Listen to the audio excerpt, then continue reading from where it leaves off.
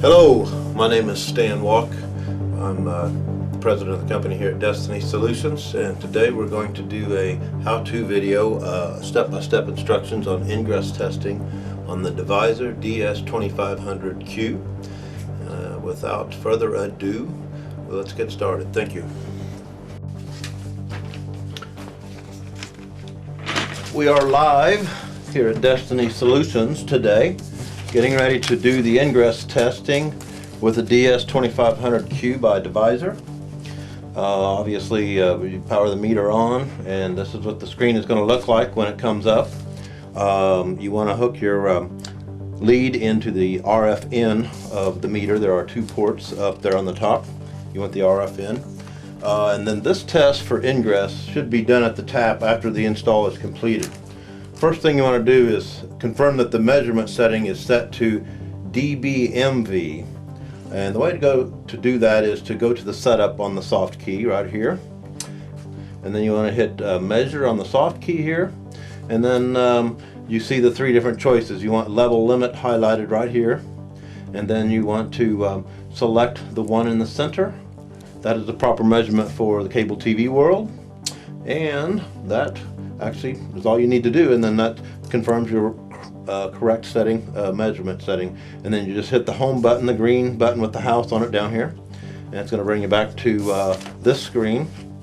And so for the ingress test, you're simply going to start out by depressing the upstream button on the soft keys, and then next you're going to want to hit the spectrum icon. Okay, so then there you see it, and this is a live on a cable system of Time Warner's that we're looking at.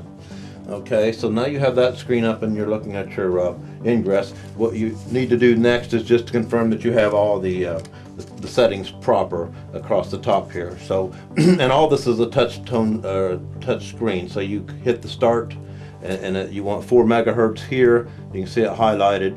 And if you do need to change that, you simply arrow up or down to a different frequency. And then for the end frequency, where it says stop, you want 42 megahertz. And then the next thing over is the resolution bandwidth is grayed out, so you can't change that. It stays at 300 kilohertz. And then the detector mode. Let's see if I can get over there. There we go. Okay. You definitely want that set at neg. So we're good there. And then after you've checked those settings, let's see a couple more of the scale. You want it at 20 dB per division, and you want your reference over here at 0 dB. And like I said, these are all just touch screen commands up here. And like I said, if you need to change the dBs, you can see that it changes in 10 dB increments here. We want to go back to 0 dB. Okay, so we've got that. Alright, then next we want to press the hold key right here on the soft keys and see how that freezes up the graph. And so now what that does too is automatically brings the marker A to the highest peak on this screen here. And then that marker A, it will give you the frequency and level that's identified on the bottom of the screen next to the marker indicator. Okay, so like here is the peak that we're looking at here, and the frequency that it is at 11.76 megahertz. I'm not sure if you can actually see the numbers, but anyway, it's going to be the one that's the green A in the circle. And then the level is going to be the next reading over, which is the minus 44.5 dBmV. You always want dBmV. And then so basically that's going to give you your ingress reading, and the ingress reading needs to be should be less than minus 35 dBmV. And that's, like I said, that's kind of an average industry standard. It may be different in your local system. You'd want to confirm what the specs are there.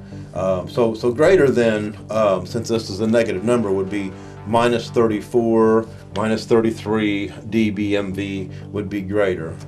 And so basically, like I said, so you want that to be less than minus 35, which we certainly are. We're about 9 dB less, because minus 44 and minus 35 is we want it to be less than that. So we're certainly in good shape here with the Ingress at our office.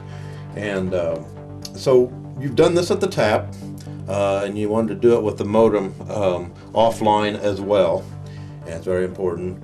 And so if the tap reading, if you fail at the tap, then obviously you're going to need to go to the ground block and test and see from the inside of the house what kind of interference you may have coming from the inside of the house, to rule out whether it's inside the house or whether it's the drop going from point A to point B, being from, say, the pole to the ground block. So anyway, that helps you narrow it out and find the problem to fix it. And that's it for Ingress testing today. Appreciate it very much, folks. Thank you.